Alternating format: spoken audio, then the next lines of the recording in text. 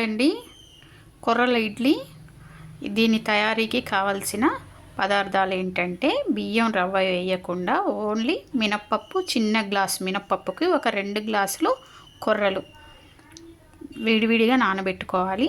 మనం ఇడ్లీ పిండికి అయితే ఎలా రుబ్బుకుంటామో అలా మినప్పప్పు ఫస్ట్ రుబ్బుకున్న తర్వాత బాగా నానిన కొర్రల్ని కొంచెం వాటర్ వేసి సన్న రవ్వలాగా పట్టుకోవాలండి. వాటర్ అస్సలు వేయకుంటే మెత్తగా పిండిలాగా అవుతుంది. అలా కాకుండా సన్న రవ్వలాగా పట్టుకోవాలి. అలాగని ఎక్కువ వాటర్ వేయొద్దు, అప్పుడు ఏంటంటే అస్సలు మెదగవు అనమాట. కొన్ని వాటర్ వేసి పట్టుకోవాలి రవ్వలాగా. చూడండి తొందరగా పులిసిపోతాయి అన్నమాట. రాత్రి మనం వీటిని చూడండి, మామూలుగా అయితే చలికాలం నేను ఏం చేస్తానంటే పేపర్ చుట్టి పెడతా పిండి పొంగదని చెప్పి, కానీ ఇక్కడ ఏం పేపర్ పెట్టలేదు, ఏం పెట్టలేదు. అయినా కూడా చూసిరా ఎలా పొంగిందో పిండి అనేది. అది కొర్రలు ఏంటంటే తొందరగా పులిసిపోయే గుణం ఉంటుంది, అందుకోసమని తొందరగా పులిసిపోతాయి. మనం పేపర్ పెట్టాల్సిన అవసరం లేదు చలికాలం. చూడండి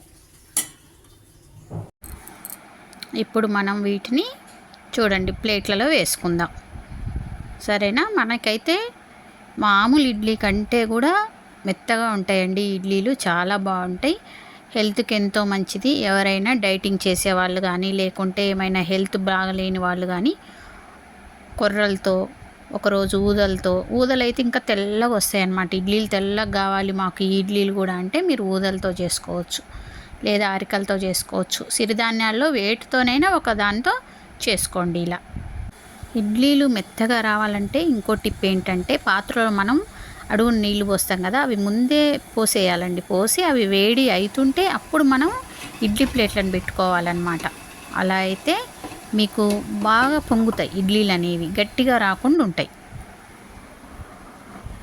ఇక్కడ నేను ఇడ్లీ కోసం అండి పల్లీలు, అవిసె గింజలు, మెంతుకూర, కొత్తిమీర, టమాటా అన్నీ వేసి చట్నీ చేసింది అనమాట.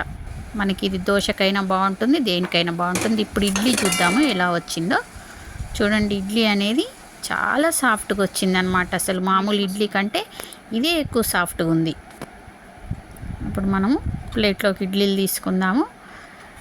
మీకు పల్లీ చట్నీ అయినా చేసుకోవచ్చు. ఇలా వెరైటీగా నేనేంటంటే అవిసె గింజలు కూడా వేద్దామని ఇలా చట్నీని ఇలా చేశానన్నమాట.